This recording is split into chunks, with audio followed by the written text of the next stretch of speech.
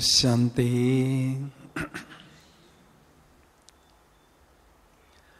दिनचर्या में अष्ट शक्तियों के प्रयोग से शक्तिशाली स्थिति अनुभव करना हम सभी रावण राज्य में माया की दुनिया में बैठे हैं। माया की दुनिया में रहते हुए विजयी स्थिति की अनुभव करने के लिए सारे दिन भर में अष्ट शक्तियों का प्रयोग करते रहना बहुत आवश्यक है, क्योंकि बाबा हमें अमृत वेले योगाभ्यास से परिवर्तन शक्ति प्रदान करते हैं और प्रातः मुरली क्लास में महसूसता की शक्ति प्रदान करते हैं। ये दोनों शक्तियां बढ़ती रहती हैं। परमात्मा ऐसी हमें पालना देते हैं जो संसार में कोई भी नहीं दे सकता है, इसलिए उनको पालनहार कहते हैं। तो परिवर्तन शक्ति और महसूसता की शक्ति के आधार से सारे दिन भर में हमें अष्ट शक्तियों का प्रयोग करते रहना है। जैसे पावर हाउस वाले हमारे घर के पास इलेक्ट्रिक पोल लगाते हैं, उससे हमें इलेक्ट्रिक पावर मिलती है।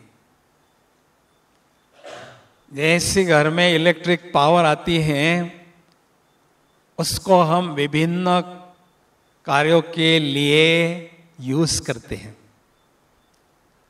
बल्ब के द्वारा लाइट मिलती है, हीटर के द्वारा गर्मी मिलती है, रेफ्रिजरेटर के द्वारा ठंडी मिलती है। तो ऐसे अमृत वेले और नुमा शाम के समय परमात्मा से जो शक्तियां हम प्राप्त करते हैं, उन शक्तियों को विभिन्न परिस्थितियों में सारे दिन भर में अष्ट शक्तियों के रूप में हमें यूज करते रहना है। परिणाम स्वरूप हमारी स्थिति परिपक्व बनती जाती है। तो सबसे पहली शक्ति है विस्तार को संकीर्ण करने की शक्ति। विस्तार अर्थात देह की प्रवृत्ति, लौकिक प्रवृत्ति और सेवा की प्रवृत्ति में बहुत ज्यादा सोचना,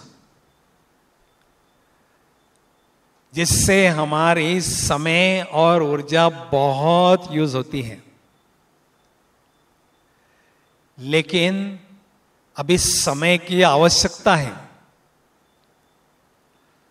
विस्तार को संकीर्ण करना अर्थात सार रूप में स्थित होना,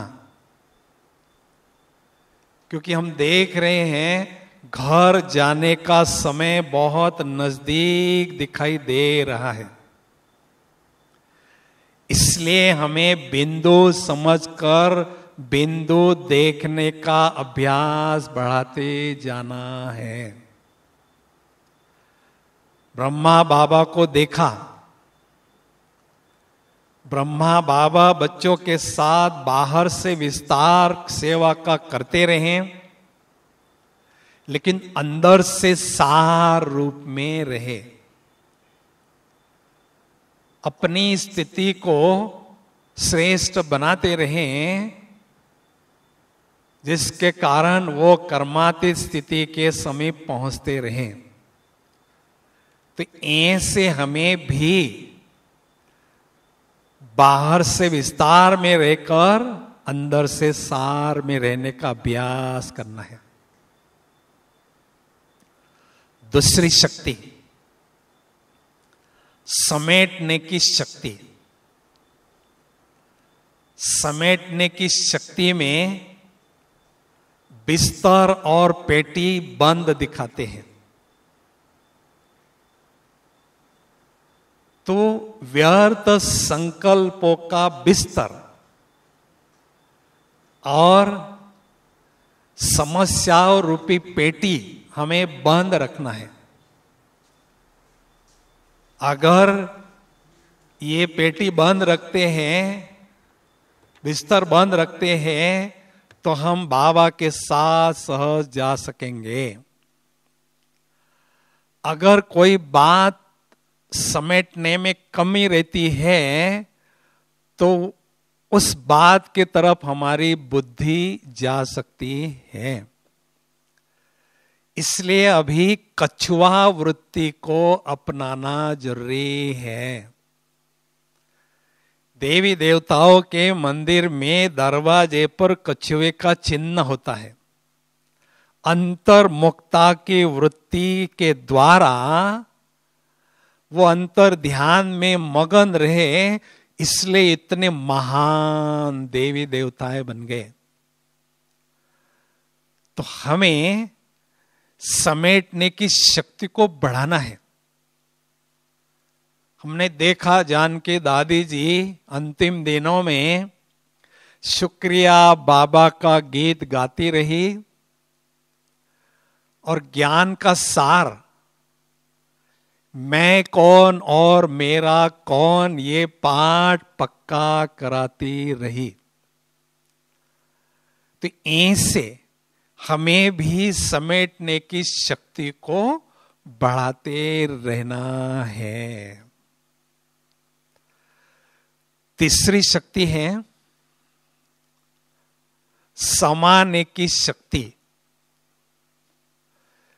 बाबा सागर है, सागर हमेशा अनेक बातें समाता रहता है। तो हमें भी मास्टर सागर बनना है। किसी के अवगुण को देखते हुए भी वर्णन नहीं करना है। किसी के अवगुण को गुण में बदल देना, निंदा को स्तुति में बदल देना, इसको विश्व कल्याणकारी स्थिति कहते हैं। ऐसी हमारी दृष्टि और वृत्ति जब रहती है, तो उसको विश्व कल्याणकारी वृत्ति कहते हैं। उसके लिए हमें साक्षी दृष्टा की स्थिति बढ़ाते जाना है। देखो, बाबा के पास ज्ञान ड्रामा का पूरा है। इसके कारण हर एक बच्चे से बेहद प्यार है। उस कारण बाबा किसी बच्चे की कमी या खामी नहीं देखते हैं, हर एक बच्चे की विशेषता ही देखते हैं। तो ऐसे हमें भी हर एक की विशेषता देखना है और समाने की शक्ति को बढ़ाते जाना है। चौथी शक्ति है सामना करने की शक्ति। सामना हमें दैवी परिवार से नहीं करना है। सामना हमें माया से करना है, विघ्नों से करना है, परिस्थितियों से करना है। सामना करने के लिए हमारे पास आत्मविश्वास और साहस की आवश्यकता होती है। उसके लिए ब्रह्मा बाबा के चरित्र की हम कॉपी बनने का प्रयास करते रहें। तो जैसे जैसे ब्रह्मा बाबा के समान हम बनते जाएंगे तो हमारी सामना करने की शक्ति भी बढ़ती जाएगी। उसके लिए सम्मान आवश्यक है। मैं विजयी आत्मा हूं। विजयी आत्मा समझने से विजय मेरा जन्म सिद्ध अधिकार है, ऐसा समझने से सामना करने की शक्ति हमारी बढ़ती जाती है। तो ऐसी किसी न किसी शक्ति को धारण करने के लिए जैसा कोई नई इन्वेंशन करता है तो उस इन्वेंशन में वो खोया रहता है, ऐसे हमें शक्ति के अभ्यास में खोए रहना है। पांचवी शक्ति है सहन करने की शक्ति। 63 जन्मों के हमारे कई आत्माओं के साथ नेगेटिव कर्मिक अकाउंट हैं। वो कर्मिक अकाउंट किसी न किसी परिस्थिति के रूप में हमारे सामने आते हैं जिसे हमें सहन करना पड़ता है। तो सहन करते समय बाहर से अगर हम सहन करते हैं और अंदर से नेगेटिव संकल्प चलते हैं तो एक तरफ पुराना हिसाब किताब चुप्त होता है और दूसरे तरफ नया बनता जाता है। इसलिए निरसंकल्प होकर सहन करने में ही कल्याण है। अब मान लीजिए किसी का दुखद व्यवहार आप 5 बार सहन कर लेते हैं और 6वीं बार सहन करने का मौका जब आता है तो आपके मुख से निकलता है, बस इससे ज्यादा मैं सहन नहीं कर सकता हूं। इसका मतलब 5 बार हमने मजबूरी से सहन किया, 6वीं बार नहीं सहन किया। तो ऐसी परिस्थिति में सहनशीलता के गुण का मेडल हमें नहीं मिल सकता है। इसलिए कहते हैं सहना आत्मा का सच्चा गहना है। जो भी संसार में महान आत्माएं होकर गए हैं उन्होंने बहुत कुछ सहन किया है। अनेक उदाहरण हमारे सामने हैं। हमारे प्यारे ब्रह्मा बाबा, उन्होंने क्या सहन नहीं किया। महात्मा गांधी जी हैं, नेल्सन मंडेला जी हैं, जिन्होंने भी बहुत सहन किया, वो महान बन गए हैं। इसलिए कहते हैं जितनी महान विभूति उतनी ज्यादा सहन शक्ति। तो इसलिए सहन करने वाले शहंशाह बनते हैं। कैसे बनते हैं? सहन करने वाले विपरीत परिस्थितियों में भी अपनी स्थिति को अचल अडोल रखकर शक्तियों के सागर बाप से शक्तियां प्राप्त करते रहते हैं और अपनी स्थिति को बहुत श्रेष्ठ बनाते हैं। परिणाम स्वरूप सतयुग त्रेता युग में शहंशाह अर्थात राजा महाराजा बनते हैं। इसलिए सहना आत्मा का सच्चा गहना है, उसको हमें पहनकर रहना है सेवा के क्षेत्र में, युद्ध के मैदान में। छठवीं शक्ति है परखने की शक्ति। परखने की शक्ति अर्थात जानना, पहचानना और सेल्फ रियलाइज करना। परखना अर्थात व्यक्ति को, माया को, परिस्थिति को तीनों कालों के आधार से परखना। तो परखने की शक्ति से हमें विघ्न आने के पहले ही उसको परखना है और उसको खत्म करना है। महारथी और प्यादे में क्या अंतर है? माया बिल्ली महारथी के दरवाजे पर भी आती है और प्यादे के दरवाजे पर भी आती है, लेकिन महारथी क्या करता है? माया को परख लेता है, दूर से ही उसको भगा देता है। और प्यादा परखने की शक्ति कम होने के कारण यथार्थ रीति से माया दुश्मन को, बिल्ली को नहीं पहचानता है। माया बिल्ली घर में पहुंचती है, किचन में जाके दूध का बर्तन गिरा देती है, तोड़ देती है, और जब नुकसान होता है तो प्यादा उठकर जाता है, किचन में देखता है और बिल्ली को भगाता है। तो नुकसान होने के बाद वो भगाता है, और महारथी नुकसान होने के पहले ही परख शक्ति के आधार से भगाता है। एक बार एक विदेशी भाई ने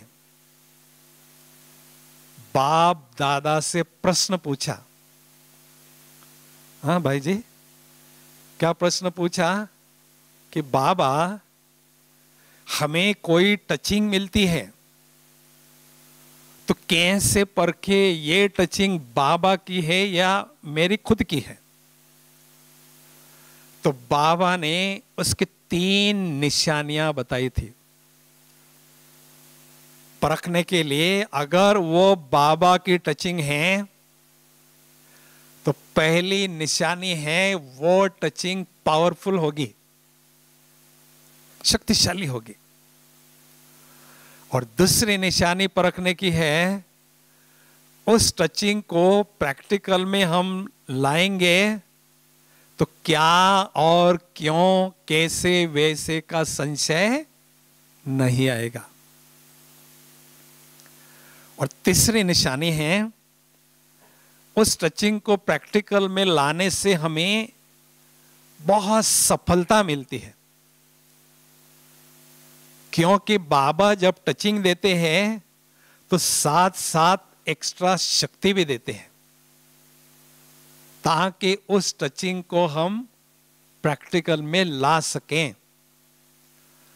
तो ऐसे तीनों निशानियों के आधार से हम परख सकते हैं कि ये टचिंग मेरी नहीं है, बाबा की है ना। आगे चलकर बाबा हमें टचिंग पावर और कैचिंग पावर के द्वारा बहुत पालना देंगे। कोई भी विघ्न आता है, परिस्थिति आता है, तो उस समय हमें गाइड करेंगे कि ऐसा नहीं करो, ऐसा करो, इधर नहीं जाओ, इधर जाओ। लेकिन बाबा ने कहा है टचिंग मैं उनको ही दूंगा जिनकी बुद्धि कैसी होगी?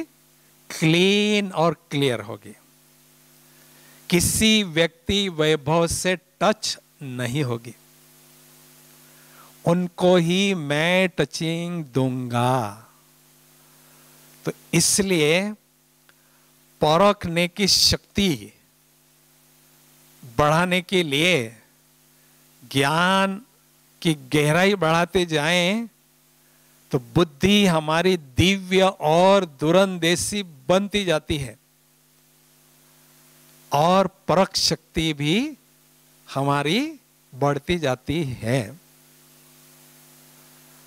अभी 7वीं शक्ति है निर्णय करने की शक्ति। इसका कनेक्शन है महसूसता की शक्ति के साथ, रियलाइजेशन पावर के साथ।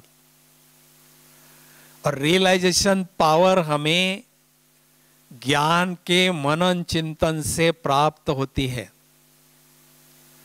जितने ज्ञान के गुह्य राज हमारी बुद्धि में स्पष्ट होते हैं, हमारी ये जो रियल आई है, बुद्धि रूपी नेत्र है, जब पूरी खुल जाती है और उसमें ज्ञान का प्रकाश, ज्ञान की लाइट बढ़ती है, तो रॉन्ग और राइट हमें स्पष्ट अनुभव होता है। और उस परिस्थिति में हम क्विक और करेक्ट सटीक निर्णय लेते हैं। इसलिए कहते ज्ञानी सोच समझकर निर्णय लेता है। जिसकी बुद्धि में ज्ञान स्पष्ट नहीं होता है वो निर्णय लेता है, लेकिन निर्णय लेने के बाद अगर वो यथार्थ नहीं होगा, उसमें यथार्थ लाभ नहीं होगा, उसके बाद वो पछताता है। इसलिए हमें ज्ञान की पराकाष्ठा को बढ़ाते जाना है और बुद्धि रूपी नेत्र की तीक्ष्णता, तीव्रता बढ़ाते जाना है।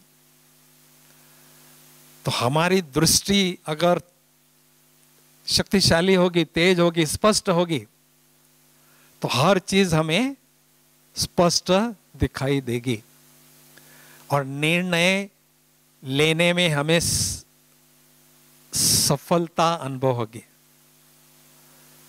इसलिए इस शक्ति को भी ऐसी कुछ परिस्थिति आती है, ये करूं या ये करूं, उसमें हमें कंफ्यूज नहीं होना है, लेकिन निर्णय शक्ति को प्रयोग में लाना है। और 8वीं शक्ति है सहयोग की शक्ति। सहयोग की शक्ति को बढ़ाने के लिए सरल स्वभाव और स्नेह की और सहयोग की भावना सबके प्रति होना जरूरी है। दातापन की भावना, रहम दिल की भावना सबके लिए होना बहुत जरूरी है। इसके लिए कहते हैं दानी, महादानी, वरदानी हमें बनते रहना है। दुनिया में दानी किसको कहते हैं? जो भौतिक चीजों का दान करते हैं, लोगों को सुख पहुंचाते हैं। लेकिन महादानी किसको कहते हैं? अलौकिक चीजों का दान करता है, पुरुषार्थ में आगे बढ़ने के लिए मार्गदर्शन करता है। और वरदानी किसको कहते हैं? जो अपनी शक्तियों का सहयोग अनेक आत्माओं को देता है और आगे बढ़ाता है। तो जितना जितना हम सहयोग की शक्ति को बढ़ाते हैं, अनेक आत्माओं को सहयोग देते रहते हैं, उतना दुआओं का खजाना हमारा बढ़ता जाता है। इसलिए बाबा कहते हैं सहयोग की शक्ति से हमारा संगठन मजबूत होता है। और जब संगठन मजबूत होता है तो माया संगठन के घेरे में आने की हिम्मत नहीं कर सकती है, साहस नहीं कर सकती। इसलिए सहयोग की शक्ति को बढ़ाते जाएं। राजा महाराजा बनने की क्वालिटी ही है अनेक आत्माओं को सहयोग देते रहना, आगे बढ़ते और बढ़ाते रहना, क्योंकि उसके दिल में हमेशा रहम भावना, दातापन की भावना पनपती रहती है। तो ऐसे सारे दिन भर में जैसी जैसी विभिन्न प्रकार की परिस्थितियां हमारे सामने आती हैं, तो परिस्थितियों के अनुसार हमें इन अष्ट शक्तियों में से कोई ना कोई शक्ति प्रयोग में लाते रहना है और अपनी स्थिति को अचल अडोल रखना है, हलचल में नहीं आना है। और रात्रि को सोने के पहले हमें चेक करना है कि कौन सी परिस्थिति आज सारे दिन भर में मेरे सामने आई, विघ्न कौन सा आया, और कौन सी शक्ति को मैंने कितना प्रयोग में लाया और कितनी मुझे उसमें सफलता मिली, ये चेक करें। और बाद में दूसरे दिन और सफलता प्राप्त करने के लिए उस शक्ति के प्रतिशत को, परसेंटेज को और बढ़ाएं। उसके लिए शक्तिशाली योगाभ्यास को बढ़ाते चलें। तो दिनचर्या में अमृत वेले से लेकर रात्रि तक छोटी मोटी जो भी समस्या आती है, क्योंकि हम युद्ध के मैदान में हैं, माया को हमने चैलेंज किया है, तुम किसी भी परिस्थिति में आओ, किसी भी रूप में आओ, मुझे तुम हिला नहीं सकती है, हरा नहीं सकती है। इसलिए सूक्ष्म रीति से किसी भी रूप में माया आ सकती है, वार कर सकती है, लेकिन माया के साथ में जो वार होता है उसमें जो जीतते हैं उनको वीर कहते हैं, और वीरों में जो वीर होता है उनको महावीर कहते हैं। तो बाबा की हमें इतनी श्रेष्ठ पालना मिल रही है, उस पालना का प्रत्यक्ष प्रमाण हमें विजयी स्थिति के रूप में, ऐसे श्रेष्ठ स्थिति के रूप में देना है। क्योंकि हम मधुबन में देखते हैं शांति स्तंभ के रूप में ब्रह्मा बाबा खड़े दिखाई देते हैं। ब्रह्मा बाबा ने विपरीत परिस्थितियों में भी, हलचल की परिस्थितियों में भी अपनी स्थिति को स्तंभ के समान बहुत ऊंचा और बहुत अचल अडोल स्थिति को बनाया। कोई आगे बढ़ना चाहता है तो रोल मॉडल ढूंढता है, मैं किसको फॉलो करूं? तो हमारे लिए प्रैक्टिकल ब्रह्मा बाबा का उदाहरण सामने है। हमें केवल बाबा को फॉलो करना है, बाबा के कदमों पर कदम रखना है। तो बाबा जैसी श्रेष्ठ स्थिति बनाने में हमें सफलता मिलती जाएगी, क्योंकि जो अचल अडोल और ऊंची स्थिति बनाने में सफल होंगे उनको विशेष 3 लाभ होते हैं। पहला लाभ, आने वाले हलचल में भी वो स्थिति को अचल बनाने में सफल होंगे। दूसरा लाभ, हलचल के वातावरण में भी अनेक आत्माओं की वो सेवा करेंगे, मदद करेंगे, सहयोग करेंगे। और तीसरा लाभ, ऐसे महान आत्माओं के माध्यम से परमात्म प्रत्यक्षता इस संसार में होगी। क्योंकि परमात्मा गुप्त है, उनकी शक्तियां भी गुप्त है, तो परमात्मा की प्रत्यक्षता इस संसार में कैसे होगी? कोई भी सुंदर कला को देखते हैं तो कलाकार की याद आती है, सुंदर चित्र को देखते हैं तो चित्रकार की याद आती है। तो लोग ऐसी सुंदर रचना को देखेंगे जिसकी रचना इतनी सुंदर, वो कितना सुंदर होगा।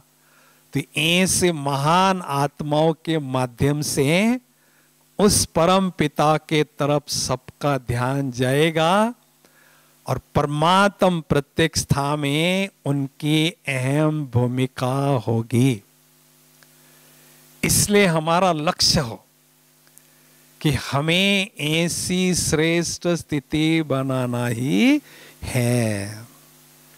लेकिन एक बात पक्की ध्यान में रखें, शक है तो शक्ति नहीं है। किसी भी प्रकार का शक है, डाउट है अपने पर, बाबा पर, ड्रामा पर, तो हमें शक्ति नहीं मिल सकती है। बाबा कहते फेथ है तो साथ है, डाउट है तो आउट है। इसलिए हमें पूरे निश्चय बुद्धि होकर सारे दिन भर में सोमान के सिंहासन पर बैठकर विभिन्न परिस्थितियों का सामना विभिन्न शक्तियों के प्रयोग से करना है और इन शक्तियों को बढ़ाते जाना है। क्योंकि बाबा सर्वशक्तिवान हैं, तो सर्वशक्तिवान के बच्चे भी मास्टर सर्वशक्तिवान होंगे, कमजोर नहीं होंगे। बाबा शक्तियों के सागर हैं, तो उनके बच्चे भी मास्टर शक्तियों के सागर होंगे। तो हमें ऐसे मास्टर शक्तियों के सागर बनना है, ऐसी श्रेष्ठ स्थिति बनाना है, तो बहुत अलर्ट और एक्टिव सारे दिन भर में रहना है और इन शक्तियों को यूज करना है। क्योंकि जितना जितना हम इन शक्तियों को यूज करते हैं, उतना ये शक्तियां वृद्धि को पाती रहती है, बढ़ती जाती है। शक्तियों का खजाना बढ़ता जाता है। इसलिए जितना हम प्रयोग करते जाते हैं, उतना आगे बढ़ते जाते हैं और अनेक आत्माओं को आगे बढ़ाते जाते हैं। तो अभी हम चंद घड़ियों के लिए ऐसी शक्तिशाली स्थिति की अनुभूति करेंगे। एकदम परम धाम में बाबा के पास शक्तियों के सागर के कंठे पर बैठकर शक्तियों की लहरों में लहराएंगे। शक्तियों की किरणें स्वयं में ग्रहण करते जाएंगे और स्वयं को शक्तिशाली स्थिति में अनुभव करेंगे। तो चले हम सभी ऐसी शक्तिशाली स्थिति की अनुभव करने जा रहे हैं। ओम शांति।